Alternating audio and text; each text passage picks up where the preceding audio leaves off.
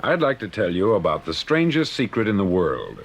Not long ago, Albert Schweitzer, the great doctor and Nobel Prize winner, was being interviewed in London, and a reporter asked him, "Doctor, what's wrong with men today?" The great doctor was silent a moment, and then he said, "Men simply don't think." And it's about this that I want to talk with you. We live today in a golden age. This is an era that man has looked forward, dreamed of, and worked toward for thousands of years. But since it's here, we pretty well take it for granted. We in America are particularly fortunate to live in the richest land that ever existed on the face of the earth, a land of abundant opportunity for everyone. But do you know what happens? Let's take 100 men who start even at the age of 25. Do you have any idea what will happen to those men by the time they're 65? These 100 men who all start even at the age of 25 believe they're going to be successful. If you asked any one of these men if he wanted to be a success, he'd tell you that he did. And you'd notice that he was eager toward life, that there was a certain sparkle to his eye, an erectness to his carriage, and life seemed like a pretty interesting adventure to him. But by the time they're 65, 1 will be rich, 4 will be financially independent, 5 will still be working, 54 will be broke. Now think a moment. Out of the 100, only 5 make the grade. Why do so many fail? What has happened to the sparkle that was there when they were 25? What's become of the dreams, the hopes, the plans? And why is there such a large disparity between what these men intended to do and what they actually accomplished? When we say about 5% achieve success, we have to define success. And here's the definition. Success is the progressive realization of a worthy ideal. If a man is working toward a predetermined goal and knows where he's going, that man is a success. If he's not doing that, he's a failure. Success is the progressive realization of a worthy ideal. Rollo May, the distinguished psychiatrist, wrote a wonderful book called Man's Search for Himself. And in this book he says, the opposite of courage in our society is not cowardice, it is conformity. And there you have the trouble today. It's conformity. People acting like everyone else, without knowing why, without knowing where they're going. Now think of it. In America right now, there are over 14 million people 65 years of age and over, and about 13 million of these 14 million are broke. They're dependent on someone else for life's necessities. Now, we learn to read by the time we're 7. We learn to make a living by the time we're 25. Usually, by that time, we're not only making a living, we're supporting a family. And yet, by the time we're 65, we haven't learned how to become financially independent in the richest land that has ever been known. Why? We conform. And the trouble is that we're acting like the wrong percentage group, the 95% who don't succeed. Now, why do these people conform? Well, they don't know, really. These people believe that their lives are shaped by circumstances, by things that happen to them, by exterior forces. They're outer-directed people. A survey was made one time that covered a lot of men, working men, and these men were asked this question. Why do you work? Why do you get up in the morning? 19 out of 20 had no idea. If you ask them, they'll say, everyone goes to work in the morning. And that's the reason they do it, because everyone else is doing it. Now let's get back to our definition of success. Who succeeds? The only man who succeeds is the man who is progressively realizing a worthy ideal. He's the man who says, I'm going to become this, and then begins to work toward that goal. I'll tell you who the successful people are. A success is the school teacher who's teaching school because that's what she wanted to do. The success is the woman who's a wife and mother because she wanted to become a wife and mother and is doing a good job of it. The success is the man who runs the corner gas station because that's what he wanted to do. The success is the successful salesman who wants to become a top-notch salesman and grow and build with his organization. A success is anyone who is doing deliberately a predetermined job because that's what he decided to do deliberately. But only 1 out of 20 does that. That's why today there isn't really any competition, unless we make it for ourselves. Instead of competing, all we have to do is create. Now, for 20 years, I looked for the key which would determine what would happen to a human being. Was there a key I wanted to know which would make the future a promise that we could foretell to a large extent? Was there a key that would guarantee a person's becoming successful if he only knew about it and knew how to use it? Well, there is such a key, and I've found it. Have you ever wondered why so many men work so hard and honestly without ever achieving anything in particular, and others don't seem to work hard and yet seem to get everything? They have the magic touch. You've heard them say that about someone. Everything he touches turns to gold. And have you ever noticed that a man who becomes successful tends to continue to become successful? And on the other hand, have you noticed how a man who is a failure tends to continue to fail? It's because of goals. Some of us have them, some don't. People with goals succeed because they know where they're going. Now think of a ship leaving a harbor, and think of it with the complete voyage mapped out and planned. The captain and crew know exactly where it's going and how long it will take. It has a definite goal. 9,999 times out of 10,000, it will get to where it started out to get. Now let's take another ship, just like the first, only let's not put a crew on it, or a captain at the helm. Let's give it no aiming point, no goal, no destination. We just start the engines and let it go. I think you'll agree with me that if it gets out of the harbor at all, it will either sink or wind up on some deserted beach a derelict. It can't go any place because it has no destination and no guidance. It's the same with a human being. Take the salesman, for example. There is no other person in the world today with the future of a good salesman. Selling is the world's highest paid profession, if we're good at it and if we know where we're going. Every company needs top-notch salesmen, and they reward those men. The sky is the limit for them. But how many can you find? Someone once said, the human race is fixed, not to prevent the strong from winning, but to prevent the weak from losing. The American economy today can be likened to a convoy in time of war. The entire economy is slowed down to protect its weakest link, just as the convoy had to go at the speed that would permit its slowest vessel to remain in formation. That's why it's so easy to make a living today. It takes no particular brains or talent to make a living and support a family today. So we have a plateau of so-called security, if that's what a person's looking for. But we do have to decide how high above this plateau we want to aim for. Now let's get back to the strangest secret in the world, the story that I wanted to tell you today. Why do men with goals succeed in life and men without them fail?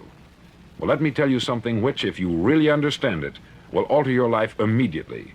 If you understand completely what I'm going to tell you from this moment on, your life will never be the same again. You'll suddenly find that good luck just seems to be attracted to you. The things you want just seem to fall in line. And from now on, you won't have the problems, the worries, the gnawing lump of anxiety that perhaps you've experienced before. Doubt, fear, well, they'll be things of the past. Here's the key to success, and the key to failure. We become what we think about. Now let me say that again.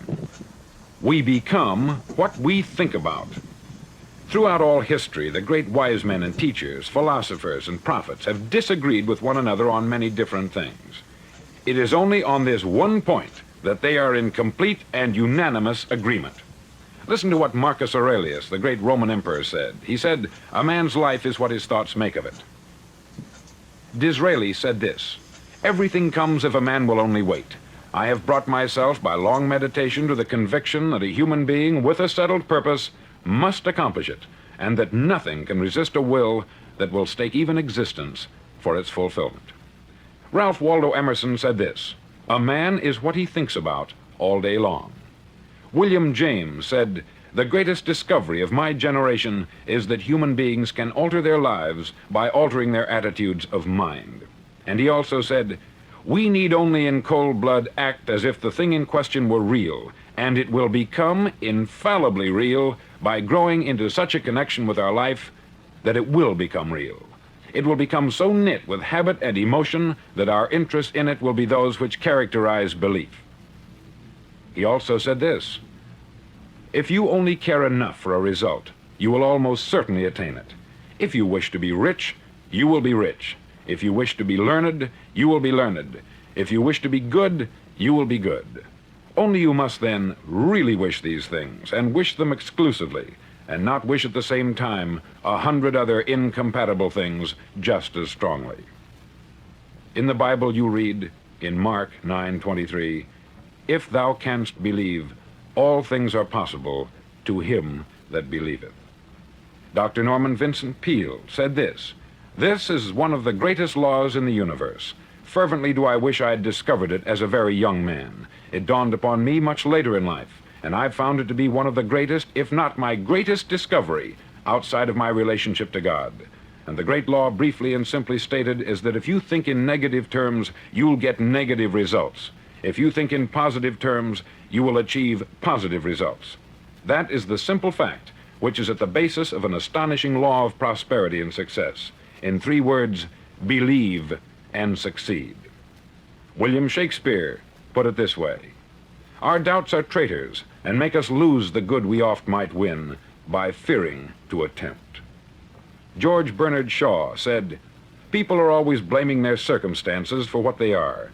I don't believe in circumstances. The people who get on in this world are the people who get up and look for the circumstances they want, and if they can't find them, make them. Well, it's pretty apparent, isn't it? And every person who discovered this for a while believed that he was the first one to work it out. We become what we think about. Now, it stands to reason that a person who's thinking about a concrete and worthwhile goal is going to reach it, because that's what he's thinking about. And we become what we think about.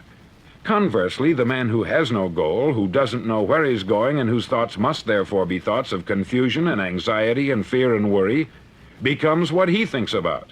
His life becomes one of frustration, fear, anxiety, and worry. And if he thinks about nothing, he becomes nothing. Now, how does it work? Why do we become what we think about? Well, I'll tell you how it works as far as we know. Now, to do this, I want to tell you about a situation that parallels the human mind. Suppose a farmer has some land, and it's good, fertile land. Now, the land gives the farmer a choice. He may plant in that land whatever he chooses. The land doesn't care. It's up to the farmer to make the decision. Now, remember, we're comparing the human mind with the land, because the mind, like the land, doesn't care what you plant in it. It will return what you plant, but it doesn't care what you plant. Now, let's say that the farmer has 2 seeds in his hand. One is a seed of corn, the other is nightshade, a deadly poison. He digs 2 little holes in the earth and he plants both seeds, one corn, the other nightshade. He covers up the holes, waters, and takes care of the land, and what will happen? Invariably, the land will return what is planted. As it's written in the Bible, as ye sow, so shall ye reap. Remember, the land doesn't care. It will return poison in just as wonderful abundance as it will corn. So up come the 2 plants, one corn, one poison. Now, the human mind is far more fertile, far more incredible and mysterious than the land, but it works the same way. It doesn't care what we plant. Success, failure. A concrete, worthwhile goal, or confusion, misunderstanding, fear, anxiety, and so on. But what we plant, it will return to us. You see, the human mind is the last great unexplored continent on the earth. It contains riches beyond our wildest dreams. It will return anything we want to plant. Now, you might say, well, if that's true, why don't people use their minds more? Well, I think they've figured out an answer to that, too. Our mind comes as standard equipment at birth. It's free. And things that are given to us for nothing, we place little value on. Things that we pay money for, we value. The paradox is that exactly the reverse is true.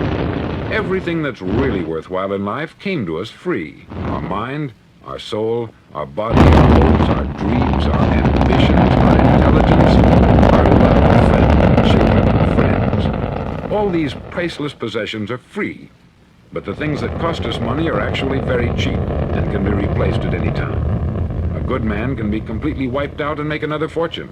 He can do that several times. Even if our home burns down, we can rebuild it, but the things we got for nothing, we can never replace.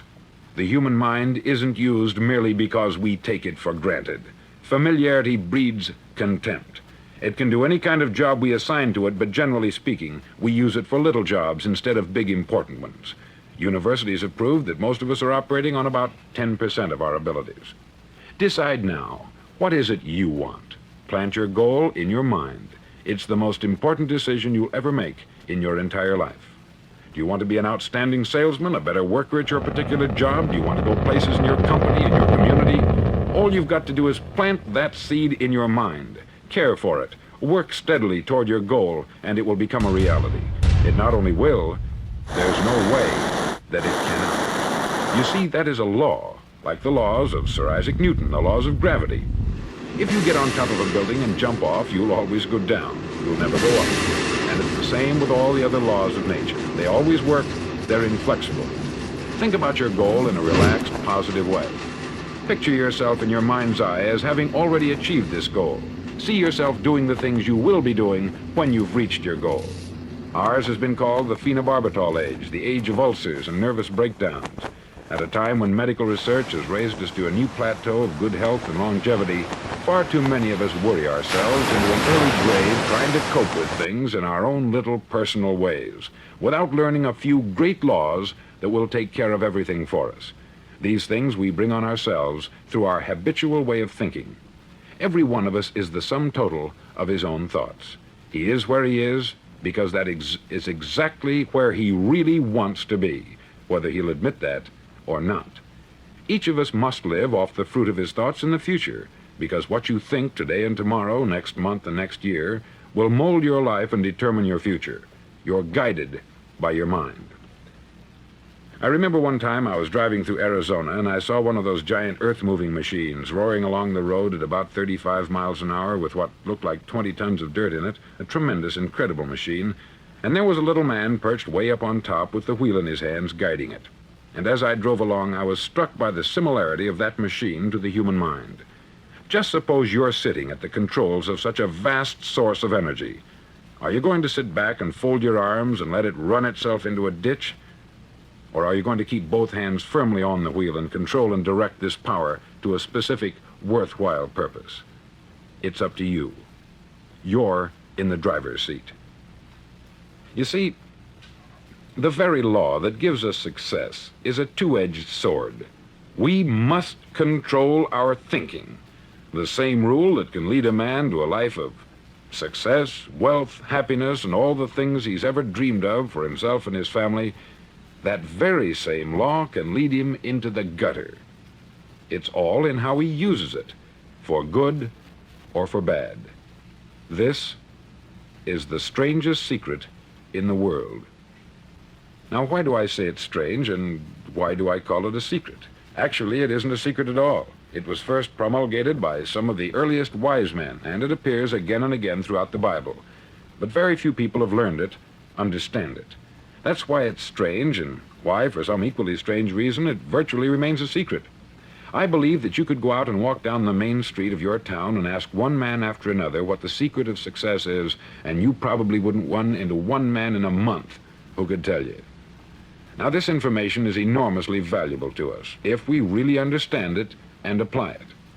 It's valuable to us not only for our own lives, but the lives of those around us, our family, employees, associates, and friends.